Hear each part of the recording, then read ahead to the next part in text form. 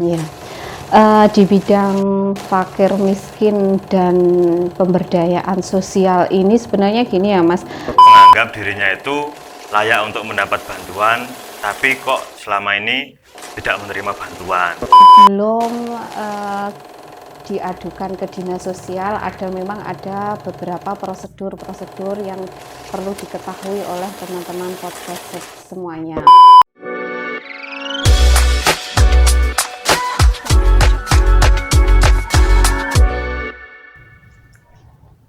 Selamat pagi sahabat dinas sosial, kembali lagi dalam podcast sahabat dinas sosial. Pada kali ini kita sudah bersama Kepala Bidang Fakmis dan Dayasos, Ibu Dian. Selamat pagi Ibu. Selamat pagi Mas Yan. Subhanallah. Ibu, kali ini kita akan ngobrol santai mengenai mungkin nanti perjalanan karir Ibu, lalu kemudian mungkin nanti tugas atau tupoksi yang ada di bidang Fakmis, nanti mungkin penjabaran yang ada di dalamnya. Baik, untuk mengawali pembahasan kita kali ini, saya akan bertanya kepada Ibu Dian mengenai perjalanan dari karir Ibu Dian. Kebetulan Ibu Dian ini adalah Ibu Kepala Bidang saya di bidang Fakmis dan Dayasos. Ibu, bisa diceritakan mungkin perjalanan karir Ibu dari awal hingga sekarang berada dalam posisi Kepala Bidang di bidang Fakmis Dinas Sosial. Iya, terima kasih Mas Ihan. Saya permisi izin lepas masker ya. Oke Ibu, monggo. Artinya di sini AC-nya AC terbuka. AC alami ini. Ya. Ya, terima kasih Mas Ihan atas waktu yang diberikan. Selamat pagi teman-teman podcast sahabat Dinsos P3A. Perkenalkan, nama saya Dian Ratih Yuniatama. Saya sekarang diamanahkan untuk menjalankan tugas di bidang fakir miskin dan pemberdayaan sosial Dinas Sosial P3A. Sebelumnya memang saya ini baru pertama kali ini untuk untuk diamanahkan pindah tugas ini baru kali ini. Baru saya di Dinas Sosial baru masuk bulan Maret tahun 2022 ini. Sebelumnya saya tahun 2020 menjadi PNS penempatan pertama di Dinas Pemberdayaan Masyarakat dan Desa. Ya, bidangnya yaitu bidang pemerintahan desa. Jadi lebih interaksinya lebih kepada perangkat desa. Ya, seperti yang menangani terkait gajinya perangkat desa, pilkades, seperti itu. Jadi kalau dulu pun saya juga diberikan tugas untuk pelayanan, tapi lebih ke pelayanan mungkin terkait perangkat desanya, seperti itu. Kalau perangkat desanya berarti iya, lebih ke perangkat desanya, sistematika pemerintahan desa. Khusus untuk desa, kalau kelurahan beda lagi yang menanganinya, dinas yang menanganinya. Sedangkan kalau di dinas sosial ini selain perangkat desa, kecamatan, seperti itu ternyata juga ke masyarakat banyak, terutama yang lebih membutuhkan penerima bantuan sosial. Seperti itu. Jadi ilmunya semakin bertambah ini Mas Ihan. Walaupun baru tahun ini pindah. 12 tahun saya di Dinas Pemberdayaan Masyarakat. Ya. Mungkin ini Bu, dulu kan Ibu di Dinas Pemberdayaan Masyarakat, itu kemudian sekarang dipindah tugaskan di Dinas Sosial dan menjadi Kepala Bidang. Itu ada penyesuaian tertentu apa tidak dari bidang sebelumnya lalu dilanjut ke bidangnya sekarang Ibu? Tentunya penyesuaiannya ya sangat harus ekstra ya. Mulai dari penyesuaian karena sudah berpuluh tahun tidak pernah pindah dan sudah nyaman mungkin dengan lingkungannya, teman-temannya, ilmu yang kita pelajari, kita terapkan di masyarakat itu kan sangat berbeda dengan di dinas sosial. Makanya di sini juga selain ilmu yang harus dipelajari itu baru, bagaimana saya harus mempelajari pelayanan terhadap masyarakat, pelayanannya apa saja yang diberikan kepada masyarakat di Dinas Sosial P3A, utamanya bidang fakir miskin dan daya sos itu. Kalau dulu kan masih hanya terkait pemerintahan desa. Nah, ini ilmu yang sangat baru, mulai harus adaptasi teman. Kita harus lebih interaksi, lebih menjalin kerjasama agar pekerjaan di Dinas Sosial P3A, utamanya di bidang fakmis itu bisa berjalan. Apalagi di bidang fakmis ini kan juga banyak sekali teman-teman yang membantu, bukan hanya PNS, ada juga kayak pendamping TKSK, SLRT itu. Ya, dan ini SLRT, TKSK itu kan bagi saya juga masih awam ya, karena baru masuk di Dinsos ini. Jadi pengertian-pengertian itu pun harus saya beradaptasi lagi. Betul.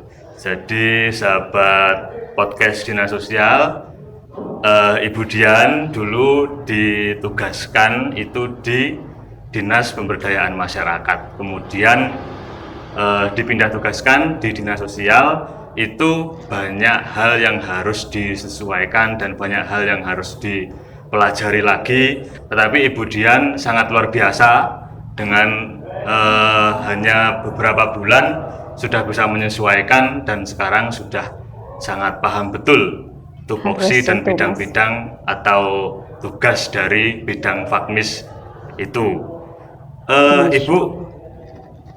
Ibu kan sekarang menjabat sebagai Kepala Bidang Fakmis dan Pemberdayaan Sosial. Di dalam fakmis dan pemberdayaan sosial itu apa saja sih Bu tugas-tugasnya, atau mungkin pendamping, pilar sosial, juga mungkin relawan yang ada di dalamnya itu apa saja, kemudian tugasnya juga.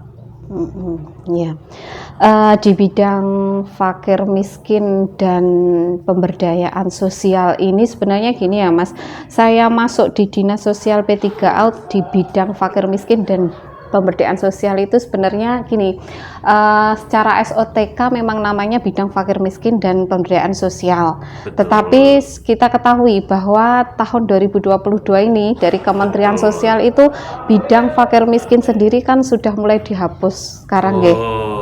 Iya, sudah mulai dihapus sehingga bidang pemberdayaan bidang fakir miskinnya, dirjen fakir miskinnya yang di Kementerian Sosial itu sudah dihapus.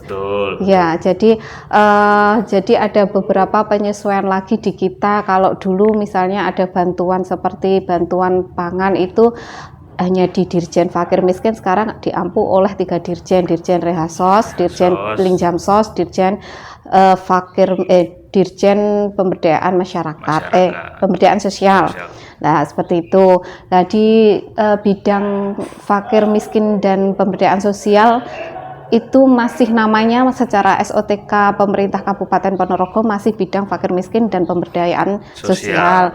Ya, seperti itu poksinya. Kalau di bidang fakmis itu menangani terkait pendataan data DTKS, data terpadu kesejahteraan sosial.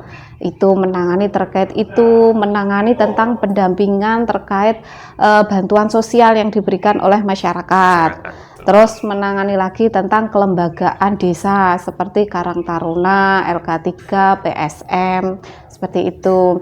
Juga terkait pemberdayaan sosialnya, jadi memberikan pelatihan kepada memang masyarakat yang tidak mampu untuk diberdayakan. Tujuannya itu untuk meningkatkan ekonomi masyarakatnya. Jadi tidak, tujuan akhirnya nanti sebenarnya mereka mandiri secara ekonomi. Tidak hanya mengejipne, mengejipne itu bahasa Indonesianya, mengharapkan bantuan dari pemerintah saja. Seperti itu. Kalau di bidang fakmis dan dayasos itu ada juga menangani nanti pelayanan-pelayanan di sana seperti pelayanan ini terkait ini BPJS ya, BPJS yang yang dari pusat. Kalau Betul. BPJS yang dari Daerah itu ada di APBD kan Linjamsos. ada di Linjamsos. Betul. Kalau di bidang Fakmis itu ya Yang terkait nasional gitu ya. iya yang Nasional. KIS, Kartu Indonesia Sehat, Kartu Indonesia Pintar, terkait tentang DTKS juga, data terpadu kesejahteraan sosial, Betul. juga terkait lembaga kesejahteraan sosial. Betul. Ya, Betul. menangani pelayanan-pelayanan seperti itu. Betul. Nah, otomatis pelayanan seperti itu kalau hanya dari pegawainya di dinas sosial pasti tidak bisa menjangkau seluruh Kabupaten Ponorogo. Betul. Sehingga di bidang fakir miskin dan daya pemberdayaan sosial ini ada beberapa pendamping yang memang membantu, tugasnya adalah membantu dari dinas sosial kabupaten, dinas sosial provinsi, juga dari Kementerian Sosial. Nah, pendampingnya itu siapa saja? Kalau dulu saya di pemberdayaan di PMD ya, dulu ada pendamping desa, PDL, seperti itu ya. Kalau di sini ternyata namanya beda, yaitu ada TKSK, SLRT. TKSK itu Tenaga Sosial Kesejahteraan Kecamatan. Nah, itu wilayah tugasnya ada di masing-masing kecamatan. Satu kecamatan diwakili satu orang. Kalau TKSK ini memang sudah dibentuk oleh Kementerian Sosial mulai tahun 2009. Pembentukannya itu memang dia sudah lama dan ini teman-teman dari perangkat desa, kecamatan pasti sudah sangat hafal dengan TKSK. Pendamping TKSK. Nah, yang kedua yaitu SLRT. SLRT itu adalah juga sama sebenarnya dengan TKSK tujuannya, yaitu sistem layanan dan rujukan terpadu yang dia penugasannya tidak satu kecamatan ada satu kecamatan, ada beberapa yang akan mendampingi di desa tersebut. Betul. Tapi dia pembentukannya memang lebih terakhir dibandingkan TKSK. Kalau SLRT itu mulai tahun 2019 pengangkatannya secara SK-nya Kementerian Sosial. Tapi sama-sama tujuannya untuk memang membantu masyarakat yang memang sangat membutuhkan bantuan, mendata keluhan-keluhan masyarakat apa saja. Jadi harapannya masyarakat itu tidak diombang-ambingkan, tidak ke dinas sosial, diombang-ambingkan mungkin ke BPJS. Nah, tujuannya dari adanya pendamping itu adalah mendampingi masyarakat agar kebutuhan mereka itu tetap terlayani walaupun tidak harus keliling. Iya, kayak diombang-ambingkan seperti itu, jadi dipermudah. Seperti itu, Mas. Kalau tupoksinya di bidang Fakmis dan daya sos itu. Betul. Jadi sahabat podcast, memang di bidang Fakmis itu selain ada petugas ASN juga banyak pendamping di dalamnya, meliputi TKSK, kemudian juga ada SLRT yang bertugas sesuai dengan wilayahnya masing-masing. Tujuannya adalah seperti yang dikatakan oleh Budian tadi, yaitu supaya masyarakat yang membutuhkan pelayanan sosial itu tidak harus seperti diombang-ambingkan. Jadi dari instansi yang ini ke instansi yang ini, itu nanti kasihan masyarakatnya. Jadi pendamping dari bidang Fakmis Dinas Sosial ini siap untuk membantu, untuk jemput bola kepada masyarakatnya, lalu kemudian kita tanya mungkin memerlukan layanan sosial yang seperti apa, kemudian kita akan membantu untuk merujuk supaya prosesnya lebih mudah. Seperti itu ya, Ibu ya? Iya, betul sekali. Mas Jihan ini sudah begitu menguasai sebetulnya. Kan belajar dari Ibu. Kali ini.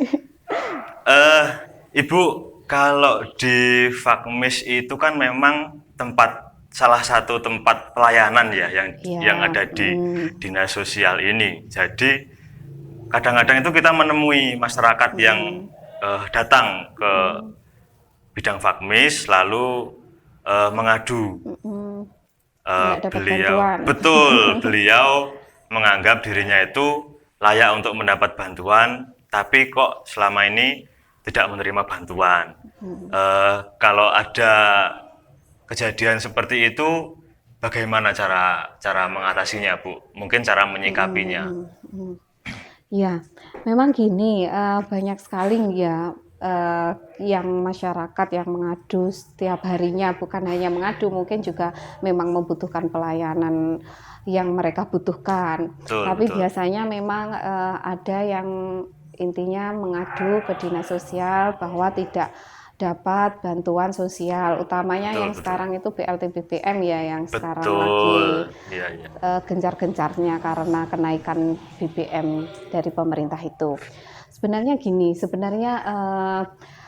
sebelum diadukan ke dinas sosial, memang ada beberapa prosedur yang perlu diketahui oleh teman-teman podcast semuanya. Seperti data penerima bantuan sosial itu dia wajib masuk di dalam DTKS. DTKS itu adalah data terpadu kesejahteraan sosial. Nah, data DTKS tersebut didapatkan dari pemerintahan yang paling awal, yaitu pemerintahan desa. Jadi sebelum nanti mendapatkan bantuan, ada prosedur atau langkah-langkah yang harus dilakukan. Ya, seperti misalnya desa harus memasukkan terlebih dahulu penerima bantuan yang memang dia layak untuk menerima bantuan itu ke dalam DTKS. Ke dalam DTKS itu lewat apa? Lewat sistem SIG-NG. Ya, lah sistem SIG-NG ini yang berhak memasukkan adalah memang dari operator desa. Melalui apa? Melalui musyawarah desa. Jadi desa adalah memang pemerintahan yang paling awal untuk menilai apakah memang masyarakat ini mampu atau tidak. Terus dia apakah memang berhak atau tidak mendapatkan bantuan. Nah, itu memang dari pemerintah desa terlebih dahulu melalui musyawarah desa, kemudian dimasukkan ke dalam data terpadu kesejahteraan sosial di sistem SIG-NG. Tidak berhenti sampai di situ saja, bukan hanya masuk ke dalam DTKS saja. Di dalam DTKS itu ada namanya penerima bantuan sosial. Nah, penerima bantuan sosial itu ada bermacam-macam, seperti BPNT, terus PKH, penerima keluarga harapan, ada PBI, penerima bantuan iuran. Nah, seperti itu, ada pilihan-pilihannya. Jadi dimasukkan ke DTKS dan mereka komponennya apa di masyarakat, misalnya komponen di keluarganya itu yang membutuhkan apa, misalnya anak sekolah disabilitas, mungkin dia mendapatkan bantuan PKH. Juga mendapatkan bantuan BPNT, seperti itu. Nah, setelah dari desa itu mengusulkan, diupload juga berita acara musyawarah desanya, kemudian masuklah ke sistem SIG-NG Kabupaten. SIG-NG Kabupaten ini tugasnya adalah meng-approve atau menolak usulan yang dari desa. Sebelum di-approve ataupun ditolak itu, dari operator SIG-NG-nya kabupaten juga beserta pendamping melakukan verifikasi lapangan. Jadi melakukan verifikasi ke lapangan terlebih dahulu, apakah dia memang benar-benar layak dan dia memang benar-benar orang yang tidak mampu. Ketika memang benar-benar dia tidak mampu, di-approve lah usulan dari desa itu, kemudian dibuat suatu laporan kelayakan dan tidak kelayakan yang dinaikkan kepada bupati. Selanjutnya diupload ke Kementerian Sosial.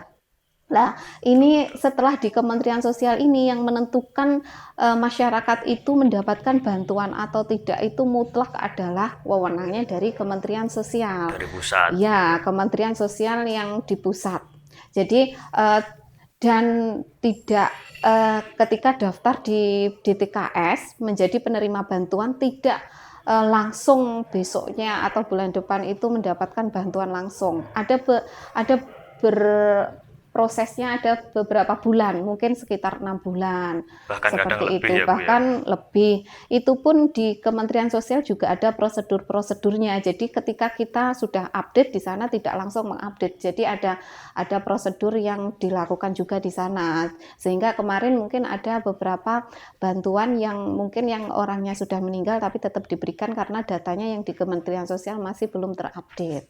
Seperti betul, betul, itu. betul, betul. Jadi apabila memang ada yang mengadu ke sini, nanti kita jelaskan ke beliaunya untuk kita lihat apakah dia berada di sudah masuk di DTKS apa tidak, dia menjadi penerima bantuan apa, bisa dilihatkan kalau di sini. Betul, Kalau dia betul. memang belum masuk DTKS dan itu memang prosedurnya harus kembali ke desa Betul, untuk betul. konfirmasi ke desa, untuk pengusulan ke desa. Ataupun ada desa yang misalnya komplain juga ya, mungkin kok dia orang kaya tapi dia mendapatkan bantuan. Betul, Itu betul. bisa melalui usul sanggah, aplikasi usul sanggah di Usul sana sanggah. bisa. Ya, Oh, yes, nanti juga masuknya juga ke SIG-NG-nya kabupaten. SIG-NG-nya kabupaten sebelum meng-approve kita juga melakukan verbal juga ke lapangan, menanya desa, melihat kondisi rumahnya, seperti itu juga. betul, betul, betul, betul. Selain itu sekarang juga ada semacam rembuk RT ya, rembuk RT di masyarakat. Harapannya bagi masyarakat yang memang belum dimasukkan ke dalam DTKS dan dia benar-benar mampu, harapannya bisa dimasukkan ke dalam DTKS dan menjadi penerima bantuan sosial. Utamanya sekarang yang bayi baru lahir itu banyak yang belum dimasukkan DTKS, sedangkan dia memang orang yang tidak mampu. Lah itu melalui rembuk RT diharapkan memang bisa update datanya, dan juga bagi masyarakat yang mungkin memang sudah mampu, dulu memang mungkin dari ekonomi bawah sekarang sudah beralih segmen jadi orang yang mampu, nanti bisa juga di tingkat RT maupun desa bisa juga di verbal lagi data-datanya ini, seperti itu. Jadi memang banyak komplain-komplain itu kita sudah menjelaskan kepada masyarakat dan insya Allah masyarakat itu sudah tahu, walaupun misalnya masyarakat belum tahu, kita nanti juga yang konfirmasi ke desa. Betul, betul, Ya, betul. seperti itu. Oke, Itu jadi untuk data DTKS itu memang diusulkan di awal itu oleh pemerintah desa ya Ibu ya, karena iya, memang oleh pemerintah pemerintah desa yang desa. dianggap paling dekat dan paling mengerti kondisi Iya. dari masyarakat tersebut. Bisa usul Untuk sanggah tadi itu ya, bisa per individu, oh itu cuman per individu. kita sebelum meng-approve kita juga harus tanya ke pemerintah desa juga, Oh betul betul. tetepan. Iya. Karena mungkin ada masyarakat yang dulunya kurang mampu, lalu kemudian mungkin punya usaha, kemudian ekonominya berkembang, lalu sekarang sudah bisa dikatakan mampu, itu Iya, bisa dihapus dari data DTKS, bisa dihapus kemudian dari penerima bantuannya, bantuan. tapi tetap berada di data Oh tetap DTKS. berada di Iya, data nanti bisa DTKS. melalui pendamping, tapi kok tentunya tetap koordinasi dengan desa. Oh betul betul betul betul. Iya. Jadi sahabat podcast, untuk data DTKS itu memang tidak didiamkan begitu saja, akan tetapi pasti ada pembaruan terkait data tersebut karena seiring perkembangan atau perubahan ekonomi yang ada di masyarakat, seperti itu. Baik, Ibu Dian, mungkin masih ada beberapa pertanyaan yang teman-teman ingin tanyakan. Mungkin lebih ke ini aja, pesan atau kesan Ibu terhadap masyarakat Ponorogo, khususnya untuk masyarakat mungkin yang dalam hal ini penerima bantuan atau masyarakat yang mungkin itu tadi mengadu kalau beliaunya menganggap dirinya itu layak menerima bantuan tapi beliaunya belum menerima bantuan, seperti itu. Itu pesan Ibu bagaimana untuk masyarakat umum saja yang seperti itu tadi? Iya, bagi teman-teman podcast sahabat Dinsos P3A, intinya kalau memang di wilayah penjenengan ataupun di keluarga penjenengan atau tetangga penjenengan yang memang dia dari masyarakat miskin dan dia belum tidak mampu, intinya tidak mampu secara finansial, ekonomi, mungkin karena fisiknya juga bisa bisa segera mungkin mengkonsultasikan kepada pemerintah desanya terlebih dahulu untuk diusulkan ke dalam penerima bantuan sosial tersebut. Apabila ada pertanyaan atau kekurang jelasan nanti dari pemerintah desa, bisa ditanyakan ke Dinas Sosial P3A, bisa melalui seperti website yang sudah ada di Dinas Sosial P3A, mungkin dari IG-nya, dari WA-nya yang sudah diupdate ya, sudah diupdate kan sekarang Mas, Ya, seperti di IG-nya, di emailnya itu juga sudah ada. Monggo bagi masyarakat yang memang ada pertanyaan-pertanyaan, mungkin juga ada temuan-temuan di masyarakat, mungkin ada potongan-potongan yang kemarin dari pemberian bantuan sosial itu ada potongan dari beberapa oknum, bisa disampaikan juga ke dinas sosial agar kita tahu perkembangan yang berada di bawah itu seperti apa, karena seperti tagline dari dinas sosial yaitu melayani, melindungi, dan menyelesaikan, itu tagline dari dinas sosial, sehingga informasi yang dari panjenengan ini sangat membantu kami untuk memberikan pelayanan yang lebih maksimal lagi kepada masyarakat. Kalaupun ada misalnya seperti kemarin banyak yang penerima bantuan, utamanya yang BPNT yang berupa sembako itu yang lewat BNI.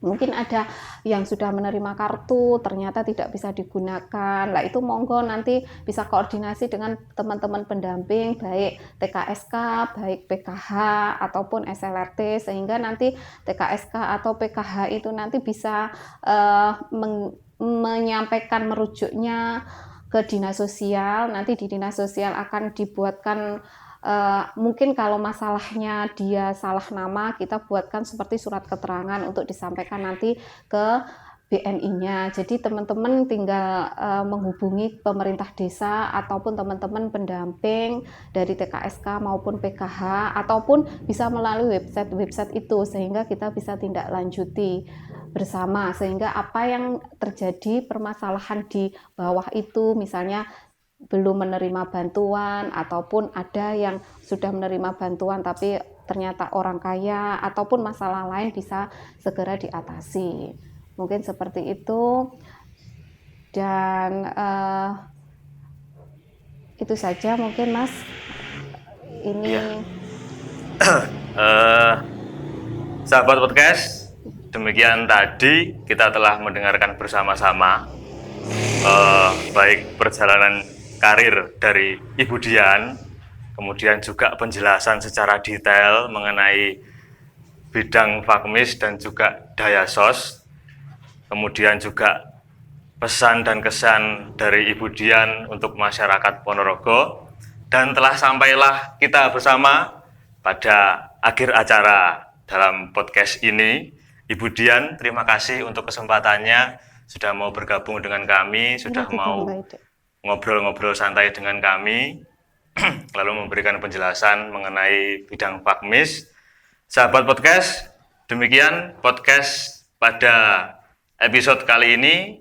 Nantikan podcast selanjutnya dengan mungkin nanti kepala bidang yang ada di dinas sosial untuk bidang yang lain nanti akan kita ajak untuk ngobrol bersama, ngobrol santai juga. Sekian sahabat podcast, sampai jumpa di kesempatan podcast selanjutnya. Terima kasih.